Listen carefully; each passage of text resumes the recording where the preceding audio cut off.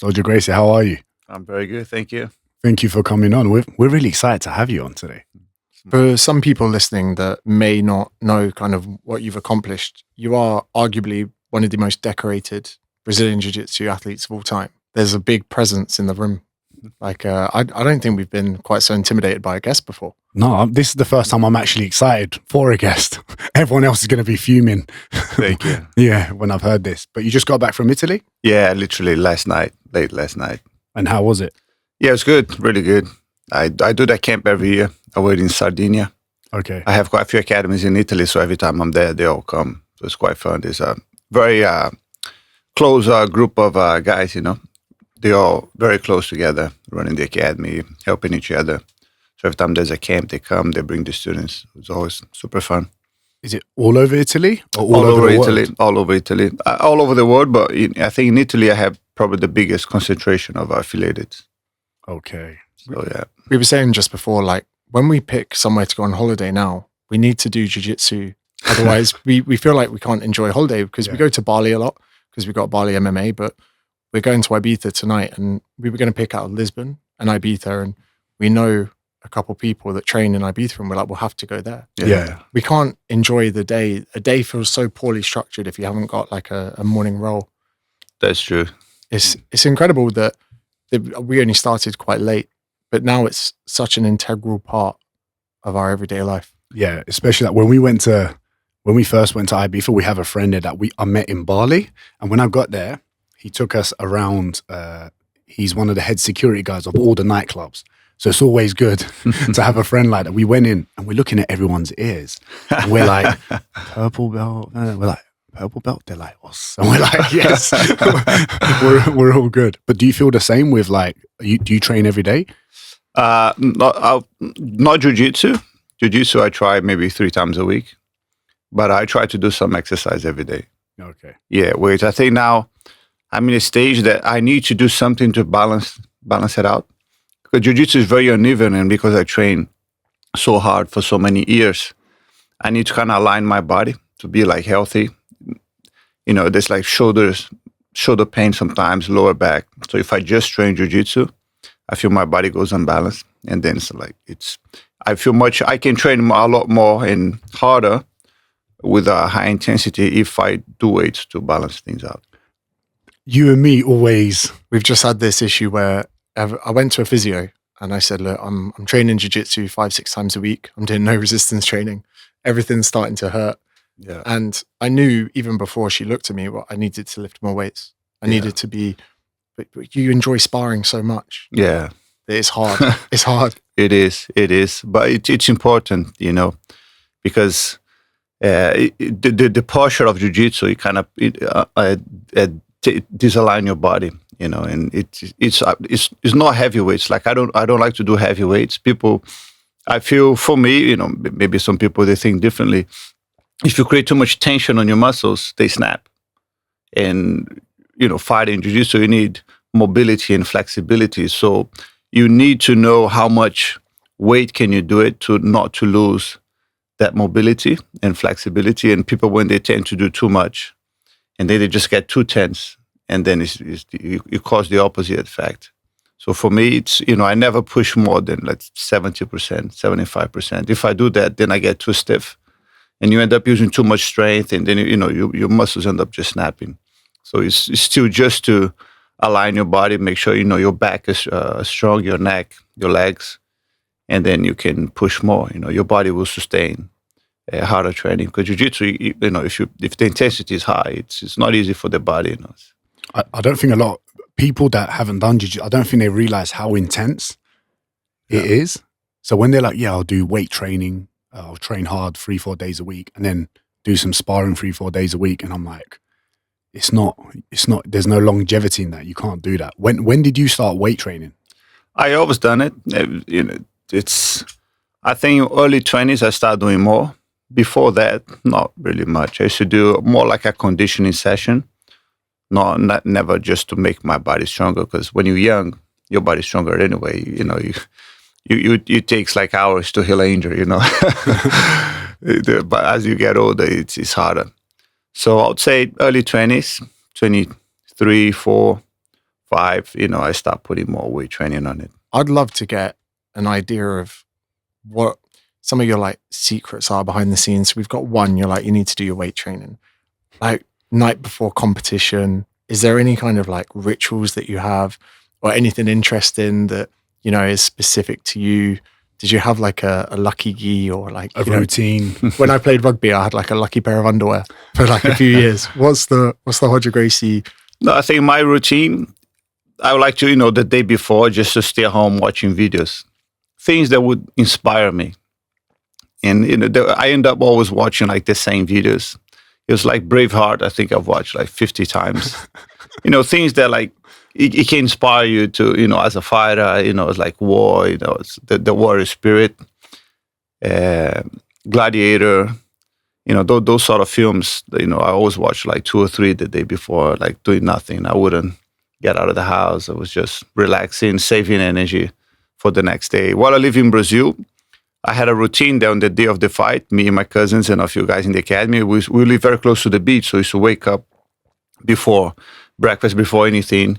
We walk to the beach, just dive in the sea, just relax, stay there a few minutes, sit in the sand, stretch a bit, and then walk back home, and then shower, breakfast, and then get ready to go for the tournament. That was my routine for many years in Brazil. And then when I moved abroad, and there was no beach nearby. River Thames. Yeah. Cold shower would do the job just to wake you up instead of, it needs just something to kind of live up a bit. On your kind of like match day, like some of your matches and some of the, could you list some of your world championships? Well, if you were to say to someone, I know it's like a bit of a flex, what are the competitions, the main ones in which you've won? The world tournament, the world championship for sure, jiu-jitsu, and ADCC. Those were the biggest one. And you've got quite an incredible career in gi and Nogi and MMA. So not many people have really put their hand up as, what was it that John Danaher and Gordon Ryan have both said you're the greatest of all time. How do you feel about that? Of course I feel happy, with everything that I achieved. It's very fulfilled personally when you kind of do things that you set your goals to it, Like, I was very young. Yeah, I set myself a goal before I was any good. When I was a kid, I never really trained much. I trained. I used to compete a little bit, but not much. Like I wasn't that good. No one really paid attention on me back then until I think they only stopped looking at me when I was about 17, towards 18. Then I became good. Before that, I was just average kid. My mom is Gracie, not my father. When my father's teacher, Halls, my uncle, he died when I was less than, I was just born. And so he was very into jiu-jitsu back then. But when Halls died, he moved away from it. He kind of lost his motivation, lost his hero, his teacher. Halls was like a brother to him. So for many, many years, he was not training much. And that was when I was a kid. And he never had his academy till he moved away from Brazil. And my mom is Gracie, so I never had that father figure that would take me to the gym with him, his academy training. So it was more up to me to go to my cousins or my uncles. So which I did, it's part of the family, what the family kind of get together. I had a lot of cousins, same age. So we were always together. So I trained, but not that much until I was like 14, 15. And then like I really decided, I was like, okay, now I'm not a kid anymore. Like I want to be the best, And then I started.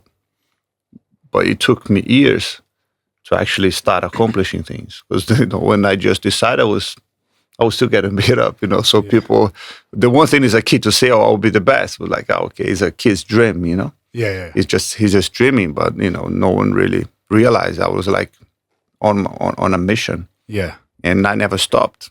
So the results came years later when, all the training, daily, I never stopped.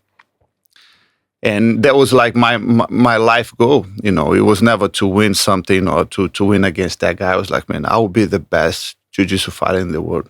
And that was my mission. and I never, I never gave up. Regardless of how many years I was training, I was already a world champion a few times, black belt. I still want to be better. I always want to be better and better. That's why, if you maybe comparing me to other fighters, most of them, they reach a level and they stayed that level for many years. I see like other high-level jiu-jitsu fighters, they're really good, but they're almost the same level for many years. I always evolved, regardless of how high I was, my age, how many titles I had. I was always evolving. That's the feeling I had. So you see, the last my last maybe 2-3 years competing in jiu-jitsu, I was much better than the years before. I always evolved till I decided to stop. So yeah. For the people that are listening, if you don't know what ADCC and that is, it's pretty much the Champions League final. That's how I would explain it. So that's why obviously Hojaman, when all that was happening, and when you were growing up as like an athlete, every person that I've spoken to, I've seen, their mindset has always been, no matter what, I'm the fucking best. Have you always had that mentality, or did you have that at all? No, I never thought myself as the best. I think later on, in the end, I felt that was technically ahead of most people I was fighting. I felt that in the end. Okay, then I felt the gap, but before, not really. I knew I could win against anyone, but tournament doesn't matter if you're the best, you can still lose a fight. So it's not, I can't think I'm the best because I can still lose. So what does it matter if I'm the best or not? In a fight, in a 10-minute fight, being the best does not matter. You have to win. You be the best at that day strategically. And so I never really thought, I'm the best because I can still lose being the best. It makes no difference, Yeah. So. And how many times is it that you've won black belt world championship? 10 times. Yeah, you're the best. Like your kind of humility with it is quite admiring as well. The way that you can sit here with 10 world championships under your belt. Like, you're probably one of the kind of athletes that, you almost went to a lot of your victories almost quite calmly. Like, you're almost, in my mind, like a stoic of the sport. Silent killer. Yeah, and I had the pleasure of rolling against you last week. The technicality of not even just yourself, but the other black belts in your academy, it's incredible. And we've rolled at quite a few places. And the kind of culture that you've created, the technical stance of jiu-jitsu, it's amazing. We're really big fans of it. With your kind of fighting style, where did it kind of come from? It's difficult to say. I think every person develop his own style. I kind of developed mine, but I see the way I see jiu-jitsu for me is the way jiu-jitsu is. It's not. Is what. I don't want to criticize other people, but it's there's a beginning and there's an end for fighting. You start apart from your opponent, and the end is the ultimate control and the submission. So that's always my goal, and that's what fighting is. You want to dominate your opponent, put him have the most dominant position that you ever be, which is either the mount or the back, and then from there, there's nowhere else to go. Only submission, right? It's an evolving process. You go from one position. Where is the natural progress from that situation? There's always a natural progress. You can submit someone in the guard, but the goal, the objective is not to finish the fight in the guard. You have to progress for a better position where you have a bigger advantage of winning. So the biggest advantage you can have in a fighting is mounting someone or the back. There's no better. And from that, the fight has to finish. So that was always my goal. It's progress from, get a better position where I am, always going towards that goal. Is that like let's talk, say from a fight perspective, if you were on the street, right? if you're going to leg lock someone, it's pretty. It doesn't feel like a very dominant position. And with jiu-jitsu right now and where it's heading, what do you feel about that? Because at the minute, like leg locks, and it's just becoming over the last few years. Yeah, I think that always happen, and it will always happen. You see something that's a position that start working, and everyone wants to copy that. And then someone does something, you start getting people. Everyone goes towards that goal. That always happen. That will always happen. It's natural. You know, Sunday there's a type of a sweep that's very useful. Everyone is using. Everybody wants to learn that to, implement in their game. It's the leg lock. There was already the pick. Now it's not as much. If you see, because before no one was paying attention much. So the first fighter that really got into it will get tapping everybody. Now everybody knows it stopped working because you know how to defend. You don't see in tournaments as much heel hooks and leg locks anymore. Now, because everyone learned how to defend. If I don't know and you do, you can catch me easy. But the moment that I know how to, then they stop working. You can see even the academies that people, they specialize in heel hooks and leg locks. They don't tap each other as much because everyone knows how to defend. So you have to, go back to fundamentals. The traditional. When I first went to New York, I went on holiday to New York and I thought, let me go to Henzo's, and I met like Nicky, Rod and stuff. And I was like, just message, hey, can I have a session? He was like, yeah, come through. I did a little session. And then I was lucky enough to do a class with Danaher.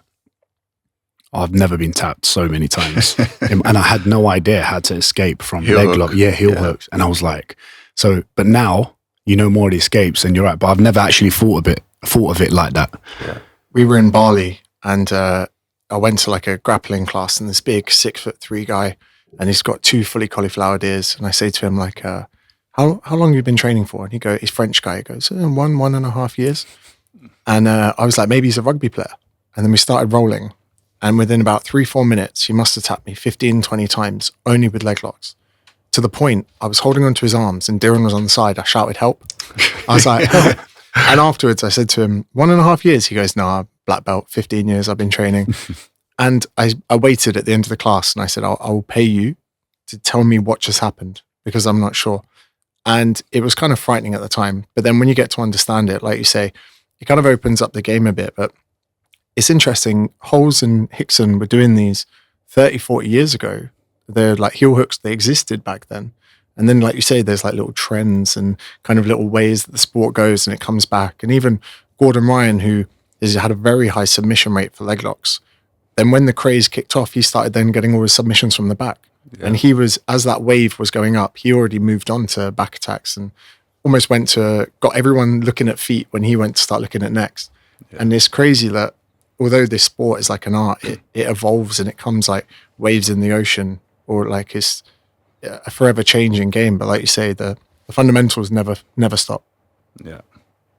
I think those who get only focus in leg lock, that will get in the way of them developing other areas. And when the leg locks stop working, which they will, when people, that's what's happening now, then he has nothing else. So I have nothing against, leg locks and heel hooks. They all great, they all works, but I think they can never be your focus because that's not the focus of the fighting game. It's, if that doesn't work, then what? You lost. I think it can make people lazy. Yeah. That's what I've realized with like when people go for leg lock straight away, you start getting poor at like passing the guard, getting mount, and you start feeling, why are you smiling? You become like a bum scooter. You're like a dog that's just taken a shit. You know, when the dog's on the carpet. It's like that. In the academy, there's nothing that I enjoy more than seeing your dad kicking about. Mauricio, who is a coral belt, and he was the first coral. No, red and white. What one above? Okay, so you have coral, then which is that one called? Then red and white. Okay, you just call it red and white. Okay, yeah, red and white belt. Okay, and well, I've never seen someone with that level. What do you call that? You just call it red and white belt. Yeah. And how many years? Like when you get your black, how does that work? So after the black belt, then the stripes.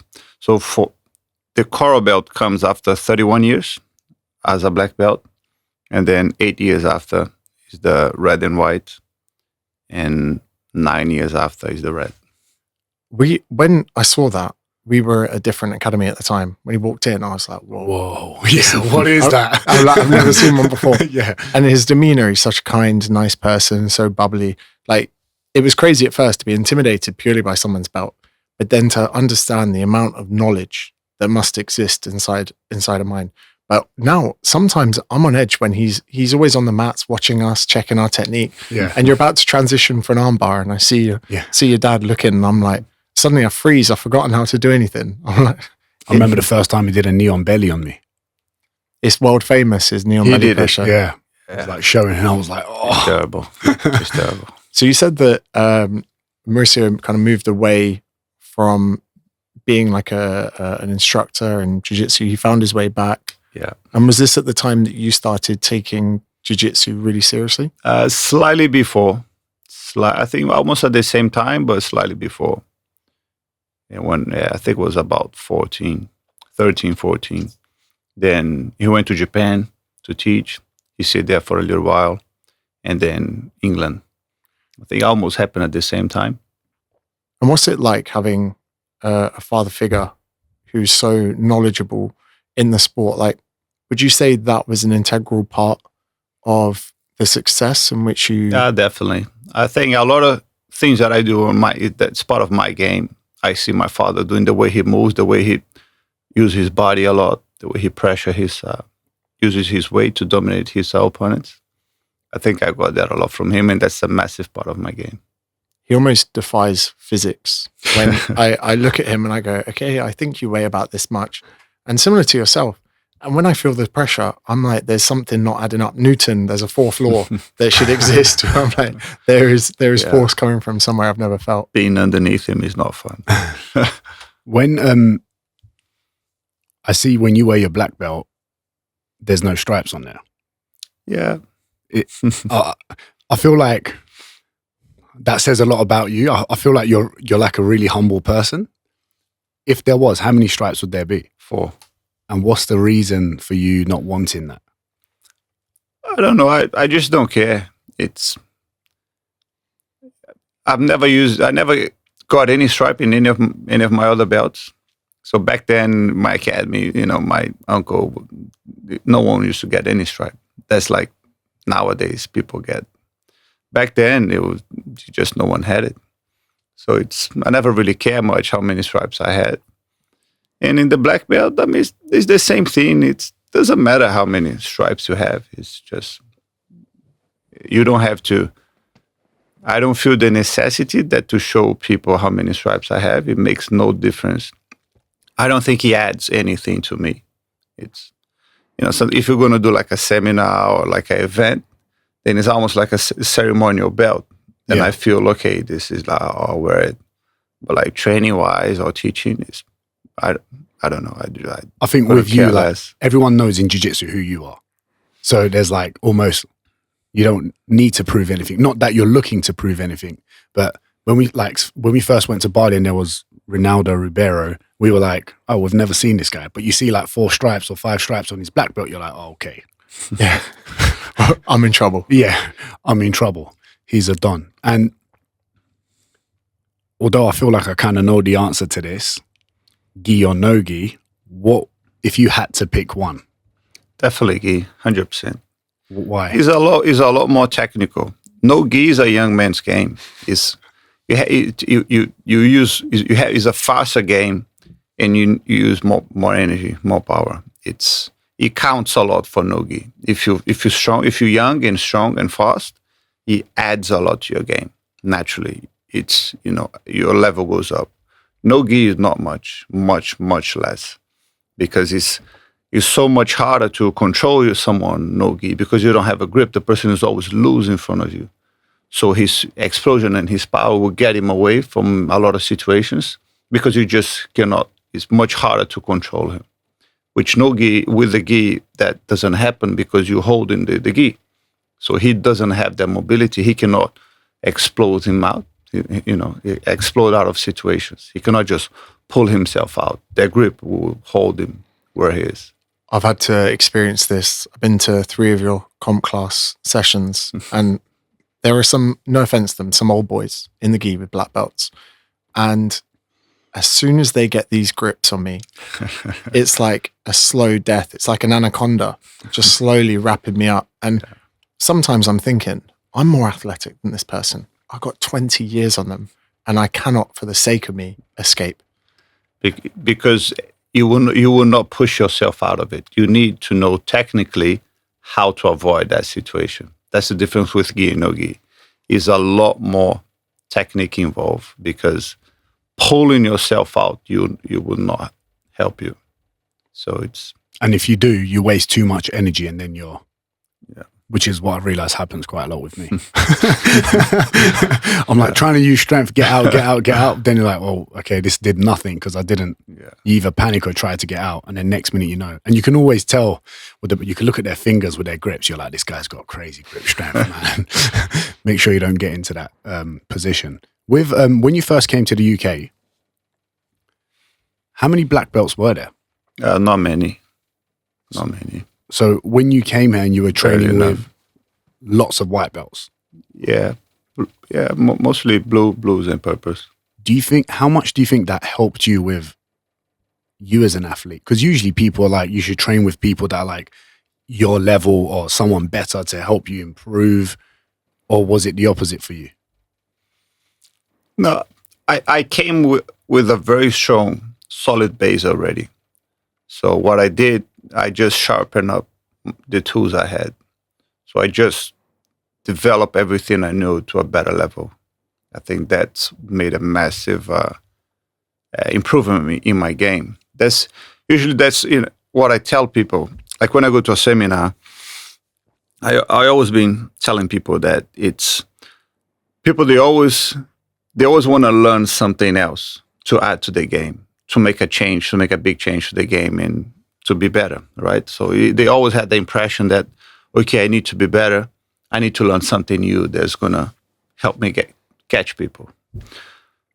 So jiu-jitsu, the reason that it takes so long for you to master something or to become really good, it's when you learn a move, when you learn a technique, it's very complex. Every move is very complex. It's not the movement it can be simple, but there's a lot of details that you need to add to that technique to make it work. It's your body's constantly shifting as you do any technique. It's body movement, right?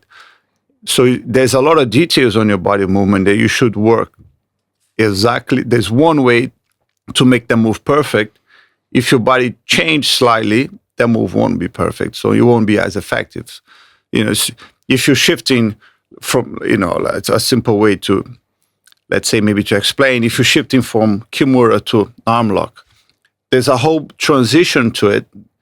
And as you transition to another move, you're not just practicing the move, you have to worry about controlling your opponent, not let him escape, and as you do the whole technique. So there's a lot of complexity involved. It's not just one movement that you're going to get. So people, they forget some details. So a lot of the times you're doing that move and the person escapes. Or you're almost catching someone and he's escaping. So you don't realize why that is happening. It's a slightly movement that is missing. When you try a move and it doesn't work, or the guy escape, or you fail to do something, there's a reason that. So what's the difference between why can let's say a black belt do the same move as you better? It's the same move. So why can he get someone and you not? If you're a purple belt, you've been training for, at least 5 years. 5 years is a long time for you to learn the same move over and over again. Jiu-jitsu, there's a lot of moves in jiu-jitsu, but there's not that many. How many submissions on the side control you need? Yeah. How many? How many more you want to learn? If you're in the mount, you just have one neck and two arms to attack. That's it. 2 arms and 1 neck. How many years do you need to practice the same move over and over again? So why, after you've been training for 5 years, why can't you finish someone? But the black belt has been training for 10 can. The exact the same movement. Why it takes so long for you to learn that movement? It's the same. Jiu-jitsu is not that complex. There's not that many different techniques. There is a lot of techniques because there's a lot of different situations, but if you break down to that specific situation in the guard, if you break down for that specific situation, the side control, there's not that many. I mean, I use mainly one escape from side control. That's it. I know a lot, but there's one that I'm the best at it. And I've been the best at it for the last 10 years in the exact same movement, because that's the one that works. When I mounted someone, I can do a variety of attacks. I go exactly the same way for the same arm and exactly the same way for the neck. It does not change. For the past 10 years, it's been exactly the same, because that's how long it takes for you to really develop something. It's complex. So people, when they want to learn something, which will happen, like, you're a purple belt, so you're going to learn a different move tomorrow. And you're going to learn another move the day after and another move the day after. That will only add to the pile that everything you already know and you cannot do well. And you're going to keep learning more and more things, and you're just going to keep adding to the pile, which you do half well. Sometimes you get it, sometimes you don't. But imagine if you get everything that you already know and you really develop that to a high level. You shouldn't need to learn anything else. I mean, a purple belt know a lot. A black belt is a purple belt who does everything better. That's it. That's sick. That's I never thought of that like that. Clip. It's true. So people, they want to learn something miraculously that will change their life, or that move will change my life. Flying armbar. You would just add to that pile of things that you already know and you cannot do that well. That's it. I think there's so many things you can take away from that, where exactly like you say, that move at white belt is the exact same as black belt. I've never really thought of it in that way. And it's just those tiny little... It's the same. Guard passing, there's 4 directions to pass the guard. That's it. There's only 4. That's so true. You go over one leg or under, you go over that leg or under. Going under the leg is the hardest, so you should focus to go over. Everyone naturally goes towards one side, and naturally. You don't pass both sides exactly the same. Everyone mostly goes left over the leg. That's it. You can, of course, sometimes you go all the ways, but 80% of your times you go left over the leg. That's it. How many years do you need to develop? You know what? It's just like what we teach with fitness. Yeah. Just like basic stuff, but keep doing it well. Like a squat, for example. You just get better, just progressively overload in 10 years. How'd you get better? Do more. Yeah. It's crazy at the moment. I think there's, as far as our kind of listenership, there's a lot of white belts at the moment. The sport is exploding. I like that it's done so much for us that we are always saying to people say, it's my first session. What do I need to know? I'm like, just go. Yeah. Because as soon as someone's been on the mat and experienced that, and I mean, what I love in most academies, and I always say to people, just go to your local academy, there's that welcome vibe. You step on the mat, white belt, you're not sure how your belt was just tied up. You get on and everyone's nice. They're like, hey, line up. The instructor's always, and they come over and people realize they're out their depth so much, but it's an inspiring being out your depth. Whereas a lot of other places you can go and feel very intimidated. So like with white belts, people getting into the sport, what kind of message would you have for them? Because I don't know the statistic of how many white belts survive their first year. It's still a good amount, but if you were to say in someone that was excited to maybe start jiu-jitsu, what would be like the key fundamental things they need to embrace? I mean, just start. You go there with an open mind and relax. I mean, that's the hardest you're thing. learning. It's the beginning is a learning process. You will learn different scenarios, different situations, how to deal with in the bottom, on top. When someone's inside your guard, someone's on your side, someone is mounted. It's not panicking. Relax, and you'll find a way out. I made my sister go yesterday. How does she like it? She's like, my sister's a fiery personality. Turkish women, man. So I was like, just go jiu-jitsu. I said, you're going to get suffocated. You're probably going to hate it a little bit, the feeling of it, but I think the outcome of it is going to be amazing. And I honestly think I think we take out so much. Like this morning, we trained at 7 a.m. and like, I feel great about it today. And anything that could possibly frustrate you throughout the day, it's never going to be as hard as a black belt choking you out. Do you know what I mean? So she loved it and she's going to go again. But it's, I think something amazing about martial arts, it's more than training, which I think why people need to get into it more. It almost takes your mind to like a different mindset. Not just I'm getting fit, but in essence, you're getting happier just by rolling with another bloke. It's kind of weird, right? It's the punishment element of it as well, that sometimes I quite like being beaten, and I quite like being beaten really bad because some people, they might not take that well. That can go different directions. No, not in that sense. But sometimes the timer goes and you're tying your belt and you go, that was horrible. You go, that was devastating. And then you get up and you get another round and you go again.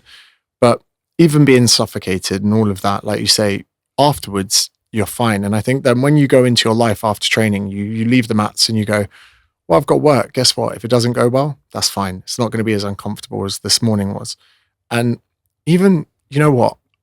You get a bit of confidence when you've been rolling for a few years, where if, you know, someone wants to maybe start a fight or something, you're like, I don't want to get engaged in this, but if they do, I know a couple of takedowns. But then also one thing is you're prepared to lose. Before I was very competitive when I was younger, but now when I see higher belts or I lock eyes with a black belt who's about to kill me, I can go into something being happy with losing, because as long as I tie my belt afterwards and I carry on, I'm going to be. You know, with that though, I like that. But do you feel like when you were like when you first started, I sometimes the belt thing it's a great thing for respect, but sometimes I have a mental block. I think.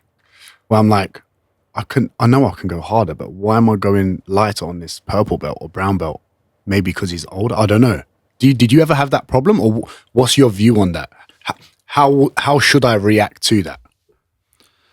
I think it doesn't matter how intense you go.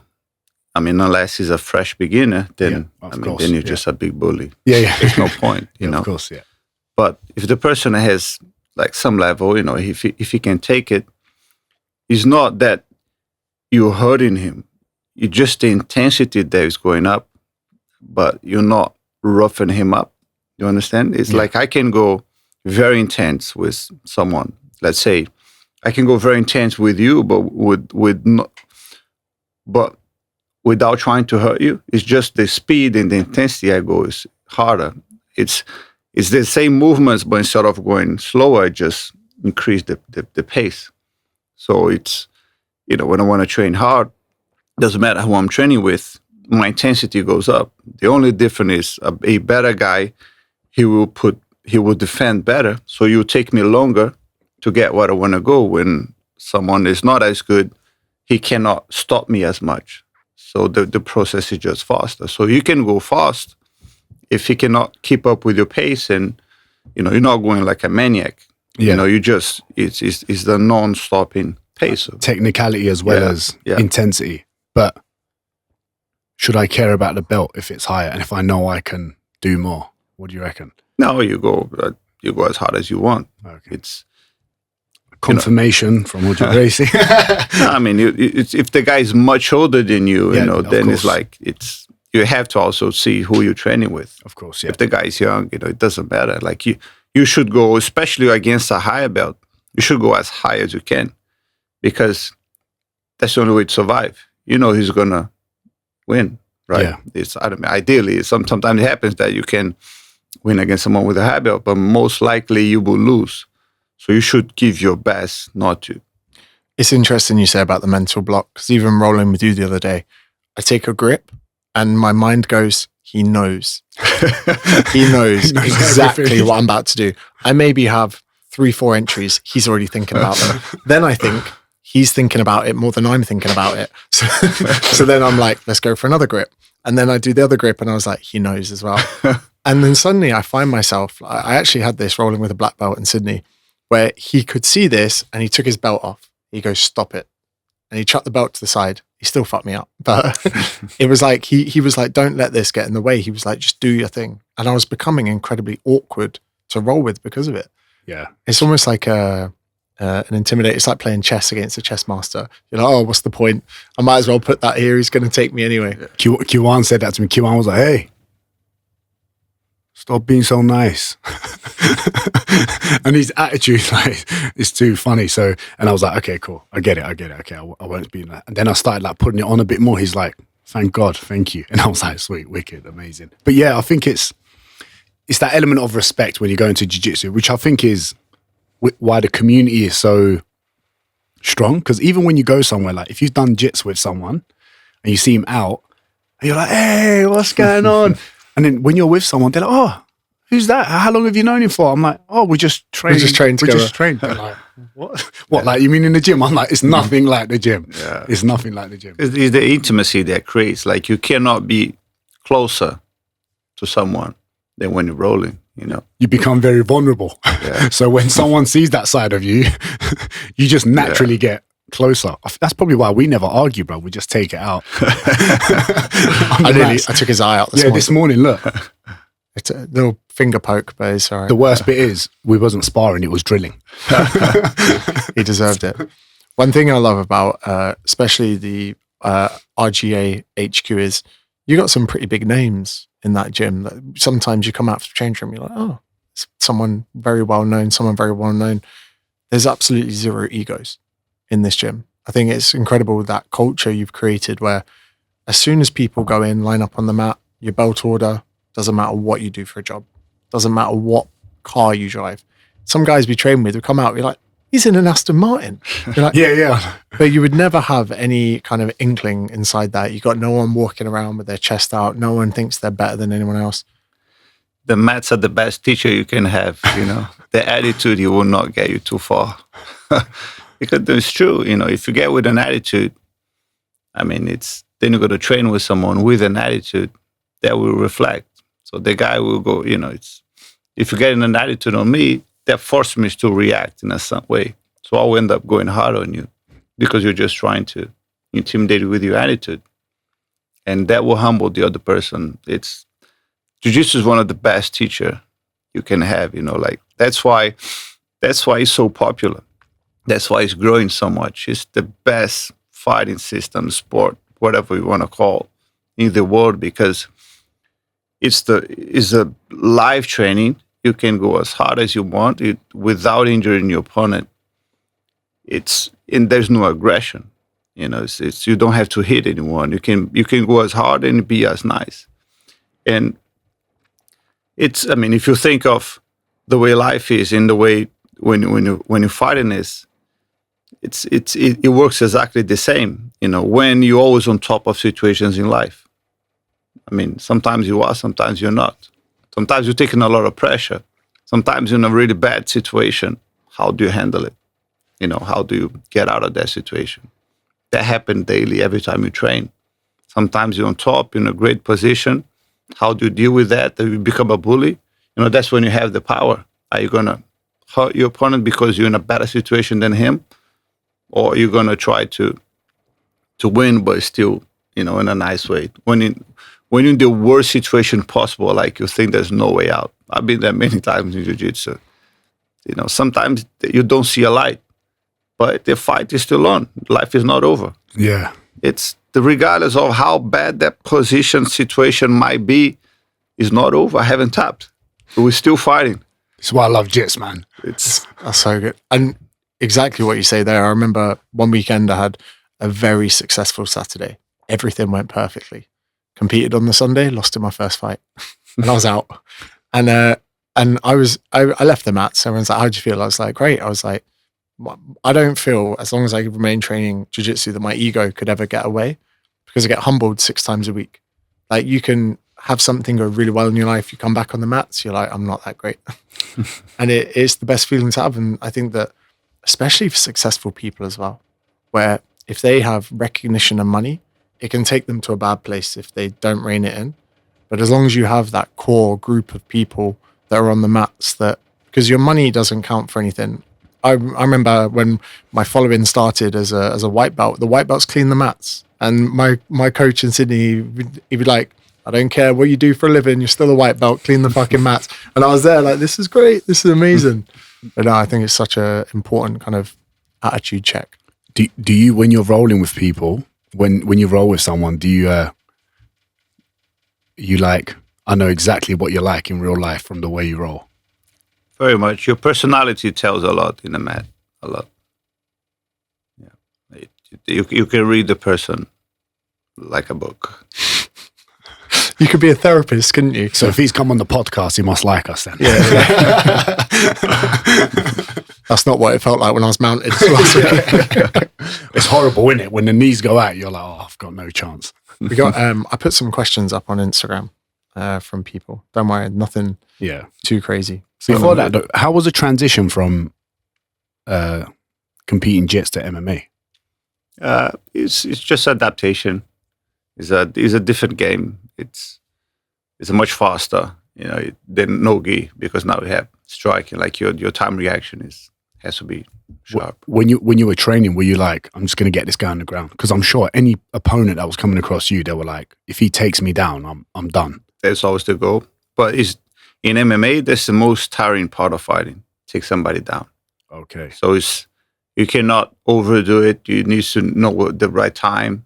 If the time is bad, you end up using more energy. Or if that's your only focus, then your opponent can read you more, and then he can defend better. So you need to stay comfortable enough on your feet to wait for the right moment. So you're not going to use as much energy. And you have to, ideally, the more relaxed you on your feet you are, the more energy you save. So you need to get familiar with the stand-up in a way that you can relax. You can't be too tense, otherwise your energy level goes fast. And did you train any UFC fighters, or do you watch the UFC and stuff at the minute? Yeah, I watch sometimes. I don't watch it like every event. Yeah. Okay. Some. So we have one of our students, Modestus. He just fought. Yeah, unfortunately he had a bad fight. Yeah, that was a horrible leg kick. Yeah, the timing was perfect when he got him really. Because you see a lot of people, even John Jones for years has been putting that pressure on the front leg. Did you see the video? I saw it, yeah. And he's a big guy. I can't imagine how big the other guy was as well. He's a big guy, man. I embarrassed myself a bit. When I first saw him, I was like, this guy's massive, Corey Flares. And I was like, you some kind of rugby player? He's like, no, I fight in the UFC. I was like, We have some pretty interesting topics here. One that's kind of a bit disturbing said that your photo looked like someone had merged Duran and I together. And, and I was like, okay, I'll take that. A few people asking questions such as, who do you look up to, whether it's past or present? Was there anyone particularly when you were growing up that inspired you? A lot of all members of my family inspire me. I always try to look up to people who achieve something great in their lives. So I always, got inspired with people like that. And growing up, I always looked more in the sports side, in the fighting part of it. Some people, they get inspired with, great personalities. But because I was involved in fighting, I always look for people either in the sports or in the fighting game that they achieve greatness. And because I always wanted to achieve greatness, so I always looked to people that actually did it. And, there was like old champions in my family, Halls, Carson, Elio, Hickson. It's, even other areas, like Muhammad Ali. It's, you see how he acts, how he believes himself, and, it's like, Mike Tyson and people like that. It's, sports in general, you see, like Usain Bolt is like, recently it's not, but people that like really achieve, how was their mentality, everyone, for you to do that, you have to be special. Yeah. Like your mind has to work differently, because that's like one of a kind, not many people do it. So you have to be inspired with people like that if you want to achieve that. Was there pressure because of the surname, or from knowing that your family members had such an influence on martial arts? Yeah, pressure, there's pressure from every side. Anyone, it's all inside your mind. Either you let that pressure you or not. It's if you care too much, that's it. Forget it. If you don't care, then you can It's handle like it. a right balance, right? Yeah, it's pressure. There was always pressure. I never really cared much. I think I always use my family or any pressure coming on my way to push me forward, like to drive me, not to hold me back. It's kind of like representing the family. I was saying to Darren on the way here, I was like, are you amazing because you're a Gracie, or are you a Gracie because you're amazing? It's like such an incredible family. Listening to Hickson's autobiography, Breathe, it really brought characters to life, like Holes, like Carlos, like Helio, talking about their styles. Like it's crazy now. There are so many people that come on the mats, whether it's GB or whether it's RGA, and you see those characters at the front of the mat and thinking kind of the influence that they've all had on the sport. And I didn't know when I first started. I was like, who are these guys? And it's crazy that a family have created a sport that now benefits so many people's lives. I could be wrong, but I think there is something different about jiu-jitsu to other things than like judo or to taekwondo or to other things. And that's not to shit on those other forms of martial arts, but it just feels to me like almost all gyms feel a bit like a family. When you come in the change room, someone sees you like 7 a.m. Like, hey, you made it to 7 a.m. Who was it when it was a sport that was like, and they go, yeah, but that's not a real black belt though, is it? I think you said that something about taekwondo. I mean, someone said that about taekwondo and I was joking. I was like, oh, when you getting a real one? Some other questions. Well, and this is a kind of subject, a bit subjective. The rule set of jiu-jitsu can change from time to time. IBJFF changed some certain things. Is there anything you see in the modern game that you would change? Small things, not much. The rules, they're pretty much there since the beginning. And, the point system, and, they're there for a reason. I don't think any negative in the rules. People criticize a lot, but I think regardless of what rule set you have, people always try to find a way around to benefit themselves. So there will always be questions and problems with rules. They will never be perfect because, human beings, they will always try to find a way to benefit their own needs. So it's difficult. They are always, because I know people from the federation, I'm very close to them. So I know they're constantly trying to improve the rule set. Any problems they have, they're always trying to improve, that's why the rules has been changing it's always changing, and there will always be changes because it's always trying something that can be improved. Sometimes you might get it wrong. Sometimes you might have to change it back. It's normal, But I don't see any problems with the rules. I think the problem is the fighters. If the fighters didn't want to go for the finish, there's no rule set that's going to make them go for it. They will stall anyway. So it's the fighter's mentality, not the rule set. That's what I was going to ask you. When you were going out, was your headspace always like points aside, finish? Yeah. Because, like I said, for me, fighting, I wanted to be the best, and that was my only goal. There was nothing else. There was no medals. There was no achievements. I want to be the best fighter in the world. The only way to do that is to submit my opponent. If I win by points, that's not make me the best. I've just won by points. That means next time I can lose by points. 2 points. What is 2 points? Yeah. It's a slip. I slipped in the mat, I lost. I mean, that's nothing. You cannot say you're better than someone because you won by an advantage. You're not better. That's like, you prove nothing. I love that mentality. I love that. Clip.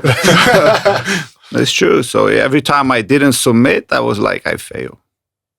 I'm like, I fail. For me, I was like, I wasn't able to submit him. So I'm like, I'm not that good yet. So I need to improve. Or, the fight was too close. I lost by, I'm like, I'm still far behind. I'm like, This is inspiring stuff. Tomorrow, I can't wait to train tomorrow in Ibiza. We're going to be training there as well. So I'm like, yeah, I can't wait to take it to them. When we were white belts, we used to go very hard. We used to be the people we hate now. And even the black belts would be like, strong white belts are like, fuck, whatever. But there was the one chap we're going to see tomorrow, the head of security. He always used to tell us off. So he'd sweep us. He'd be like, 2 points. And we didn't know what 2 points were at the time. No. And he'd get so mad at us. And like, he'd be like clipping you around the back of the head if he sees you do it with someone else. And like, yeah, it's interesting to see that. I have a question to do with like, you're one of the few fighters that's really created like a legacy behind you. As far as the future, your gyms, your brand, what is it that you're looking forward to with jiu-jitsu, with everything? Like what's your like utopian desire? Is it to get more people into jiu-jitsu? Is it to push people through the ranks? Is it to create future champions? What is it you're looking to do? I think it's to get more people as I can involved in jiu-jitsu. You know, I think jiu-jitsu is such a special sport. It changed people's lives, you know. And I mean, it changed mine. I see it changing people's lives every day. And I think the world needs jiu-jitsu. So, you know, I live in London. I've been here for a long time. I want to have 20 academies in London. And then, you know, when I'm structured enough, I'll start expanding worldwide. You know, it's like my not affiliated schools, which that's the affiliation. That's not mine. I want to have my own. Your own, yeah. So it's like my goal is to expand in London, everywhere, and then go abroad. Is there any in America? Have you got anything in America? Not yet. We'll go for you. We'll go over. We'll scan. We'll represent. we'll start finding good spots. But I mean, like you say, I think that's an incredible kind of vision to have. I think that everyone can benefit from it. And to people out there, they must be so confused as to how it consumes people's lives. But it gives you something that no one can take away from you. This is the really like powerful thing where I say that if my career starts to decline, as long as my belt is going up, as long as, I'm always bettering the level of jiu-jitsu where I'm at, I feel like I'm almost invincible in a way. You know, work can go bad, relationships can go bad, but the mats will always be there. Your teammates will always be there. There's always going to be someone that you can learn from and get better from. And I think that's a really powerful kind of tool to have for so many people that might just have their work, just have their relationships, and just have like a gym routine that they follow. Have you done any time in America? Spent some time in America? Yeah, a lot. I'm surprised Rogan hasn't had you on the podcast. Yeah, no, it will happen because I'm never there much. And when it happens, you want to be there, right? Yeah. I'm excited for that. I'm excited for you. Did we beat Rogan? So Hoja. You did? Yes. Amazing. It's been great having you on. Yeah, I've really enjoyed that. Like I'm half admiring you, I'm half scared of you. Yeah. It's like Dark Knight Rises. Nothing to be scared of. Until we're on the mats. Cool. Losing is part of the game. If someone's right, this is like to close the podcast on, someone's there, they're listening, they're driving to work, they're like, do you know what? I might have to try out jiu-jitsu. What are you going to say to them? It will change your life. Change your life. And when it does, make sure it's the RGA. Be careful, you'll get addicted. Yeah, you will get addicted. You'll never for sure. go back. Yeah. Thank you very much. Thank you guys for listening. Really appreciate it. You know where to find the man or Gracie. And if you do want to start jiu-jitsu, you'll see us in Hammersmith every day anyway. So good luck. Good luck.